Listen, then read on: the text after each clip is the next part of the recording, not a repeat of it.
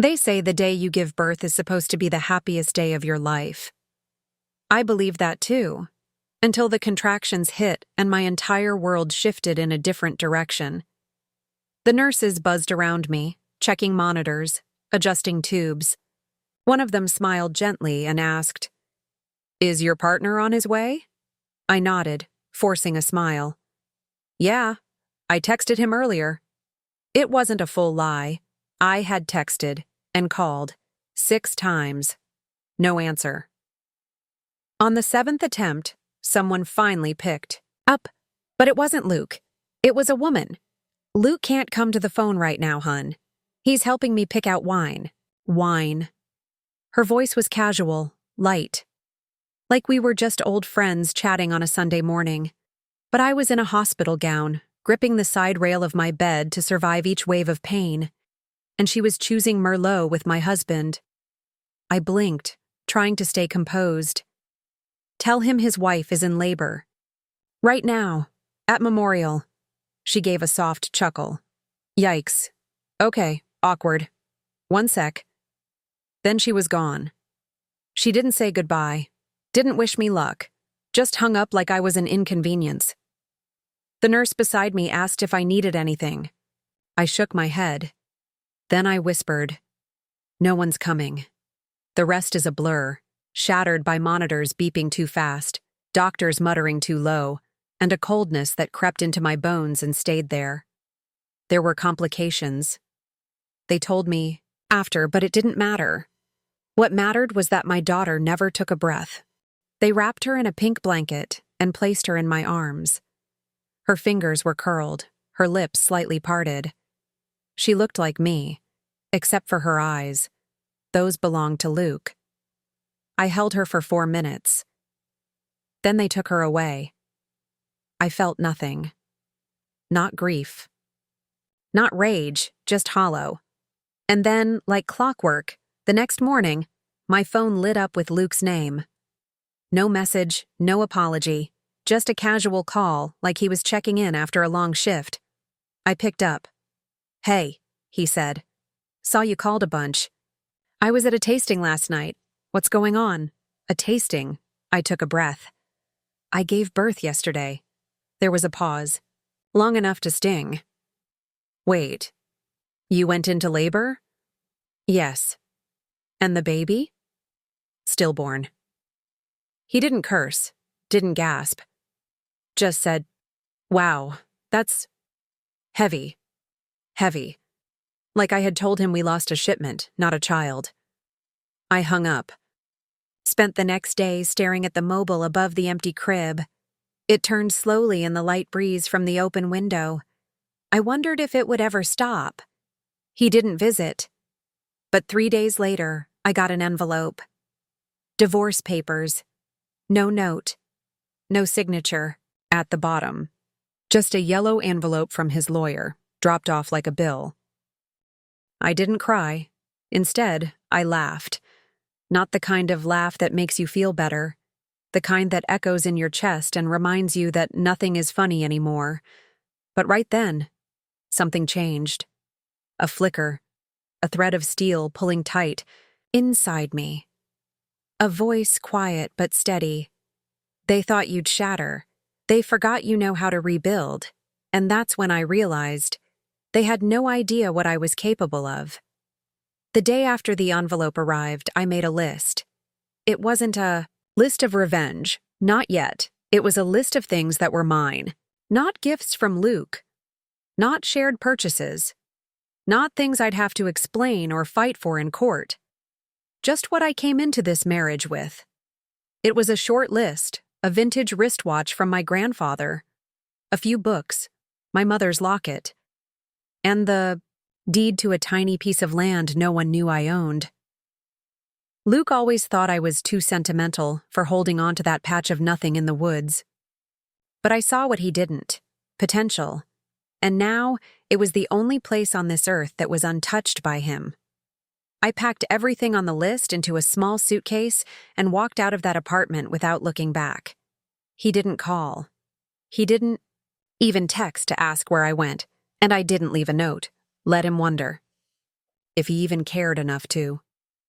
For the next few weeks, I stayed off social media, ignored mutual friends, and disappeared from the radar.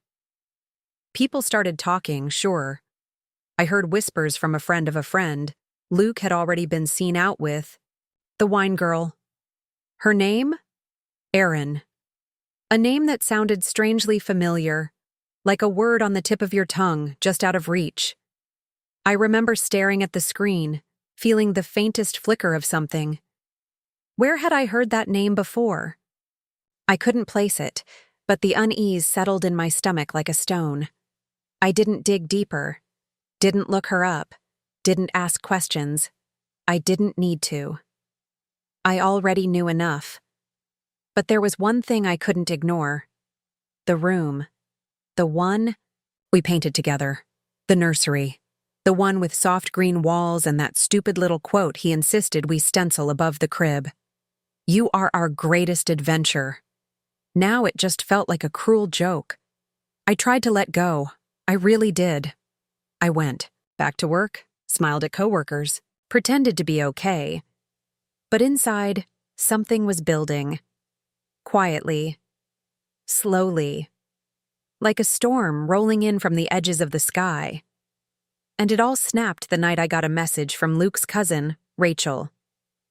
We'd never been close. But she messaged me, privately, and said, "I'm sorry, Anna. I didn't know how bad it was. He's telling people you lied about the pregnancy." I stared at the screen for a long time, then I replied, "Thanks for letting me know. I didn't need more details. I knew how Luke worked. If he couldn't control the truth, he'd rewrite it. He didn't just want out. He wanted out clean. With no stains, no responsibility. Let them believe what they want, I thought. But then, I looked at the framed ultrasound I'd quietly kept. I looked at her, and I knew one thing with absolute certainty. I may be quiet. But I am not harmless. Luke wanted a clean break. Instead, he was going to learn what it felt like to bleed slowly, without ever seeing the knife. He was too busy with meetings and wine tastings, and whatever else he and Erin were, doing behind closed doors. Erin. That name still lingered like a splinter in my brain. I started seeing it everywhere. On wine labels, on emails, on a flyer in the grocery store window for a local tasting event hosted by Erin Carter, boutique sommelier. Carter. That was it. I remembered now. Erin Carter was the girl from Luke's office Christmas party 2 years ago, the intern with the short, red dress and the loud laugh, the one who spent most of the night at Luke's side, giggling at everything he said while I stood there, holding a paper plate of shrimp cocktail, invisible. So no, I didn't need to Google her, already knew who she was, and now she was playing house with the man who sent divorce papers to a grieving mother less than a week after she lost their child. I let the anger wash over me. Then I did what I do best. I planned. The first step was subtle. I posted a picture. Just one. It was of the nursery. Just the soft green walls, the quote above the crib, and a tiny onesie folded neatly on the changing table. No caption, no hashtags, no explanation.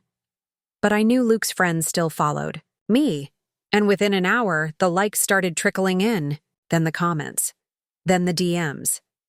"I thought you lost the baby? What's going on?" I didn't reply. I didn't have to. The seed was planted.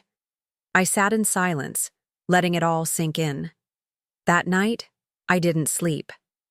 I sat by the window, watching. The streetlights flicker and wrote down everything. Dates, names, events.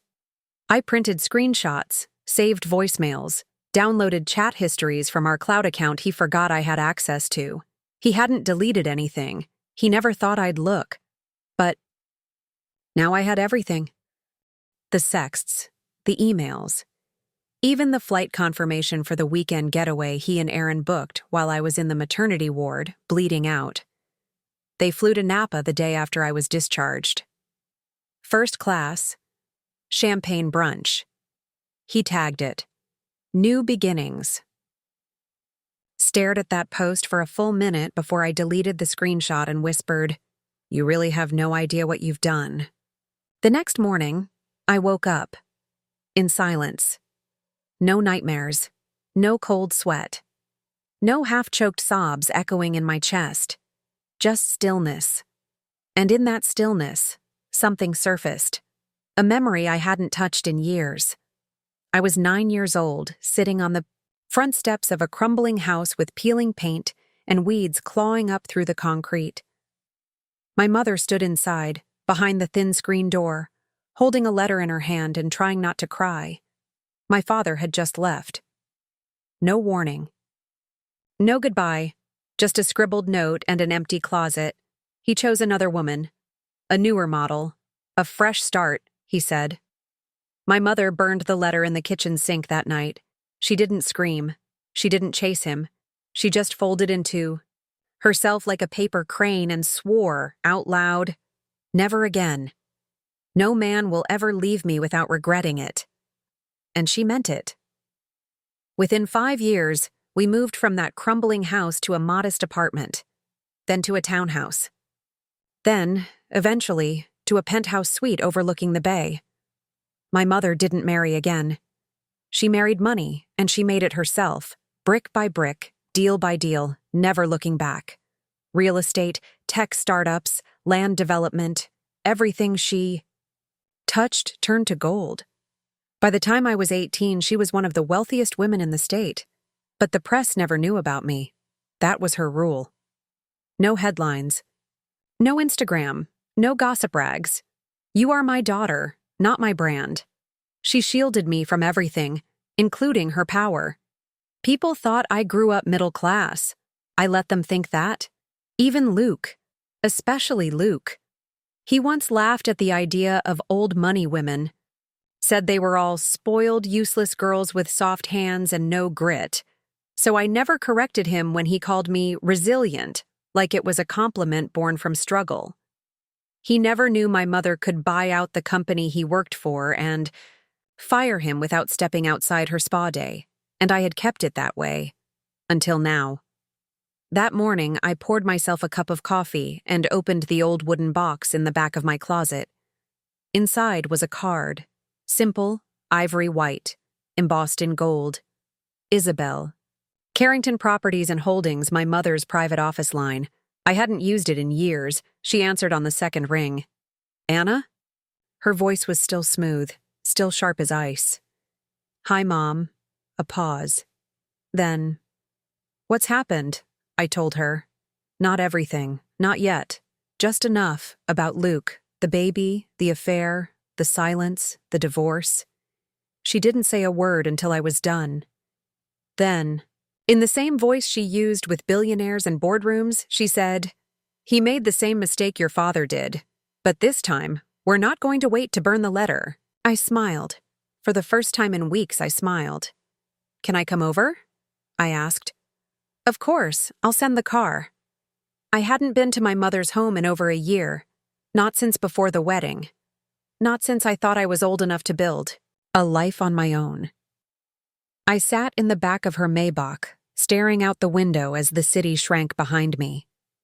The driver, one of many whose names I never remembered, pulled us up the winding hill road, past the iron gates, through manicured hedges tall enough to hide a secret. And this house, her house, still took my breath away.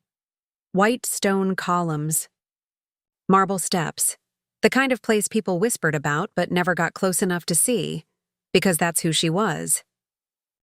Real estate mogul. Self-made billionaire. Woman who rebuilt her life from the ashes of betrayal and humiliation. And also, quietly, my mother. She was waiting in the solarium, tall and poised in a silk cream blouse and black slacks, as if she'd been born royalty and not clawed her way up from nothing. Her eyes flicked over me once, reading every bruise, every shadow under my eyes. She said nothing, just held her arms open, and I collapsed into her, I let her hold me the way she hadn't in years. "Tell me," she said softly. So I did. I told her everything. The hospital, Luke, the baby, and then I said her name. Her name was Erin. I didn't think much of it, but my mother, she froze, still as stone. The breath she took was too slow, too sharp. "What did you say?" I said, "Erin," I repeated, confused. "Why?" She blinked once. Her composure cracked just barely, like a hairline fracture in marble. Then she whispered, "I knew this day would come." "What are you talking about?" She stepped away, walked to the window, stared out at the city below us like it was something far beneath her. Then she said the words that made my stomach drop. "Erin is your half-sister." My whole body went cold. I thought I'd misheard. "You're joking." "No." My hands trembled. "You told me he left us, that he disappeared with—" "Yes, with her." She turned to face me now, her eyes sharper than glass. "With Erin's mother, the woman who destroyed our family, who ruined everything." She let the silence hang before continuing. "He married her. They had a daughter, Erin." My knees gave out and I collapsed into the nearest chair. The pieces started to fall together. Erin's confidence, her disdain for me, her access to Luke, how she knew exactly how to twist the knife. And now I knew why it felt personal. She was blood. The daughter of the woman who tore my family apart. The girl who grew up with the man I cried over.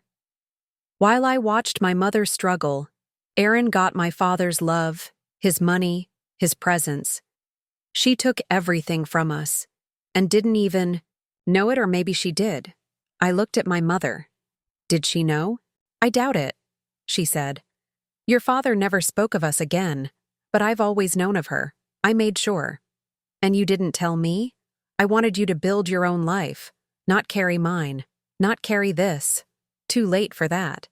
The past had just crashed into my present like a wrecking ball. I felt a rage growing inside me, deep and steady like wildfire. Luke, Erin. They thought they could ruin me. They had no idea whose blood ran in my veins. I didn't cry anymore. Something inside me had calcified. Pain turned to steel. Grief became strategy. I stayed with my mother for the next 3 days, long enough to sleep, eat, and start thinking like a Carrington again.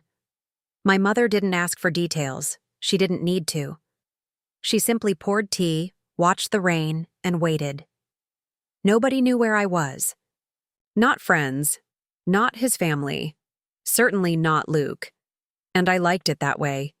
He still thought I was some fragile girl in shock. Let him. The first step was quiet. I called my attorney, the one I used before I married Luke, the one my mother trusted, the one who had seen every trick in the book and was deadly good at playing by it while rewriting the rules. "I want a full financial breakdown," I said. "His income, his credit, his assets. I want to know everything." The attorney's tone didn't waver. "Do you want this quiet or loud?" I smiled. "Let's start quiet. The loud part comes later." Next, I hired a private investigator to follow Erin, not to harass, just to observe. My mother, standing beside me with her glass of white wine, didn't comment. She just smiled the same way she did when stocks dipped before she bought them out. I waited another 10 minutes before making my entrance. The room shifted the moment I stepped in. Some people gasped. Others whispered. Luke froze, champagne halfway to his lips. His jaw clenched like he'd seen a ghost. But Erin blinked. Once, twice. Then smiled like I was just another woman at the party. But I saw it. The flicker of recognition. The hint of panic. She wasn't ready. I walked up to them slowly, calm and composed in a midnight blue gown that hugged all the right places. No mascara-streaked cheeks, No trembling lips, just me, sharper, stronger, deadlier. "Luke," I said first. "Didn't expect to see you here. This fundraiser isn't exactly your crowd. Not much to cheat on." He opened his mouth, but no words came out. I turned to Erin. Her smile faltered. "Erin, right?" I tilted my head. "We've met. Indirectly."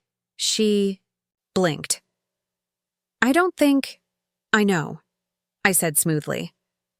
"Don't worry, I remember everything." Luke stepped in. "Anna, maybe this isn't the place?" "Oh, I think it's exactly the place," I said, voice soft but cold. "After all, I'm one of the major sponsors tonight. You're technically drinking on my dime." Erin looked between us, confused. "Wait, you're behind this event?" I smiled. "Sweetheart," I said gently, "you really have no idea who I am, do you?"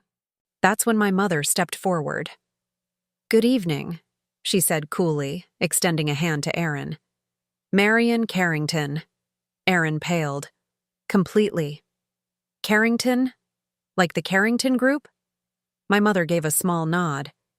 "And this is my daughter, Anna Carrington." The color drained from Erin's face like someone had opened a valve. She staggered a little.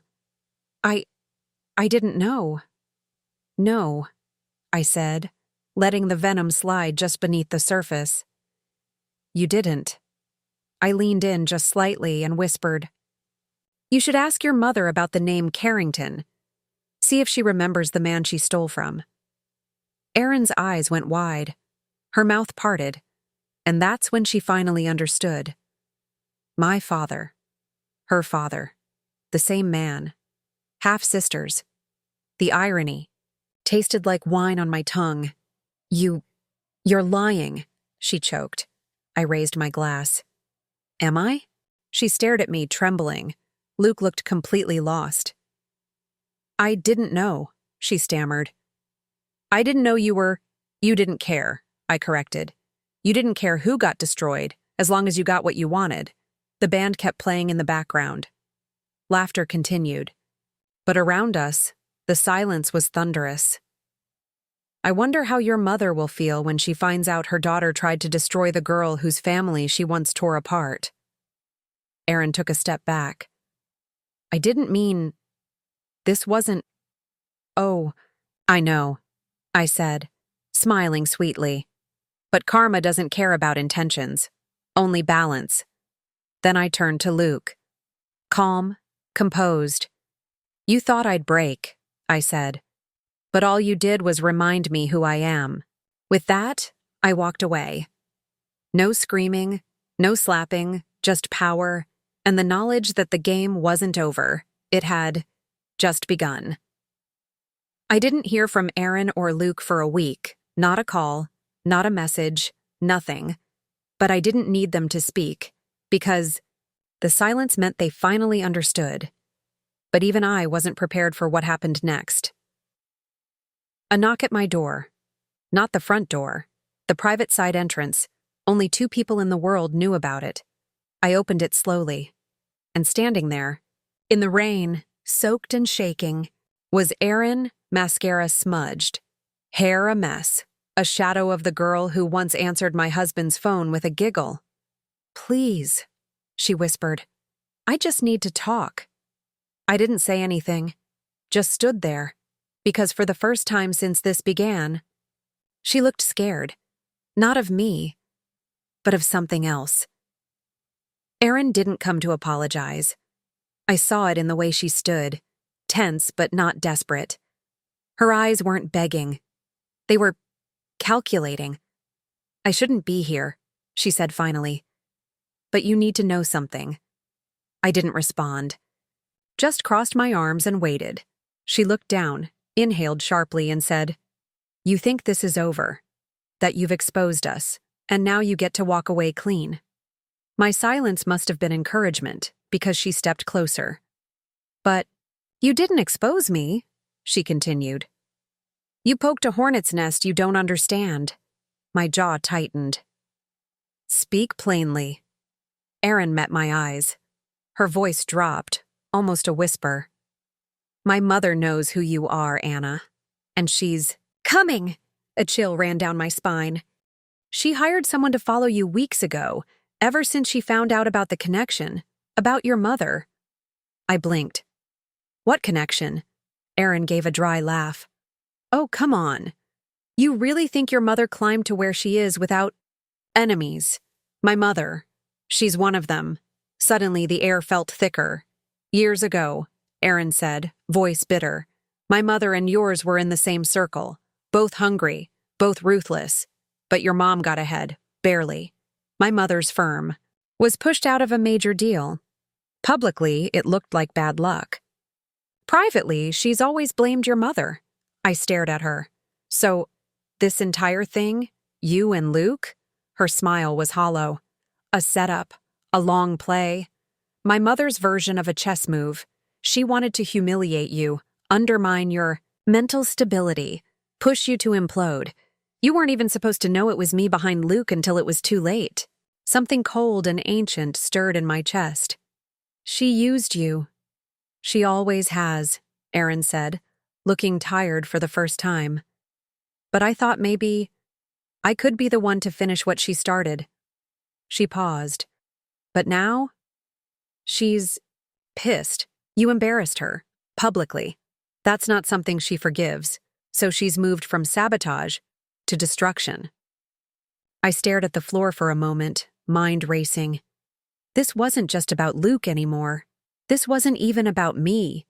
This was the opening volley of a war that started long before I was born. Aaron broke the silence. I came here to warn you, because even if I hate you, I don't want to be part of what she's about to do. What is she planning? Aaron shook her head. I don't know all the details, just that she's already in talks with journalists, trying to spin the narrative. She's digging into your mother's past, yours too. She's planning to ruin your name, your company, everything you've built. I felt a strange calm settle over me, because I wasn't afraid. I was ready. Let her come, I thought. Let her try. I walked to the door and opened it. Aaron didn't move. I looked at her and said quietly, "Tell your mother." She should have finished what she started years ago. Then I shut the door. I didn't go to war unarmed. If Aaron's mother was anything like the woman Aaron described, and worse, like the woman I remembered in vague childhood flashes, then she didn't bluff. She burned, so I called someone else, someone I hadn't spoken to in almost a decade. "Anna," came the cautious voice. "Is that really you?" "Hello, Vincent," I said. "I have a job for you." Vincent was an old friend of my mother's. More specifically, her former fixer. Before my mother became a billionaire with sanitized Forbes covers and foundation galas, she'd had to survive the wolves of corporate warfare. Vincent was her ghost. The man who made problems disappear. I told him everything. The name of Aaron's mother, her history with mine, the manipulation, the plan to smear me. Vincent was silent for a few seconds, then gave a low whistle. "She's still playing that game, huh? You knew her?" "I did," he said. "Before she became respectable. She's a venomous snake, ambitious, but sloppy." "Can you stop her?" "I can slow her," he said. "Long enough for you to strike first." That was all I needed. Within hours, Vincent had unearthed more than I expected, and more than Aaron probably knew. Turns out the woman threatening to destroy me had skeletons lined up like trophies. Offshore accounts, NDAs with former employees, a sealed settlement with a whistleblower from 3 years ago that was quietly buried in Luxembourg. I didn't need to expose everything. I just needed one thread. And I found it. A confidential investment into a biotech firm that had been under investigation for data manipulation. The same company Aaron's mother publicly denounced 2 years ago during a PR stunt about ethical investing. If that leaked, it would destroy her credibility. But I wasn't planning to leak it through media. No, I wanted her to know who came for her. I drafted a single email, no salutation, no threats, just a screenshot of the wire transfer from her personal. Trust to the company's show account. And one sentence, "You were right. The real game happens in silence." I sent it from an encrypted address and watched the read receipt ping less than 5 minutes later. I could only imagine her reaction. I didn't have to wait long for the fallout. The next morning, Vincent called. "She's pulled her PR team. Off your name. I think she got the message. And Aaron? Quiet. For now." But I knew better than to believe this was over, because snakes don't retreat forever. They coil. They wait. But so did I. This wasn't about revenge anymore. This was about clearing the battlefield, declaring that I wasn't just my mother's daughter. I was my own weapon. Aaron vanished after that night. No message, no call. Just a light rain and faint footprints by my porch. Proof that she had once stood there, eyes wide with fear and voice cracking with something close to regret. And the worst part? She wasn't lying. Vincent called the next morning. "She's made her next move," he said bluntly. No need for names. We both knew. Aaron's mother. She's reached out to 3 financial outlets, 2 anonymous bloggers, and 1 rising corporate expose YouTube channel. I chuckled. "Still playing dirty with old tricks?" "She's escalating," he replied. "Word is, one of the nonprofits your mother funds is being investigated for money laundering. It's fabricated, but if we don't shut it down fast..." "She thinks that'll scare me?" "No. She thinks it'll force your mother to choose her legacy or you." A beat of silence passed before I muttered, "She's found the pressure point." I returned to my mother's estate that afternoon.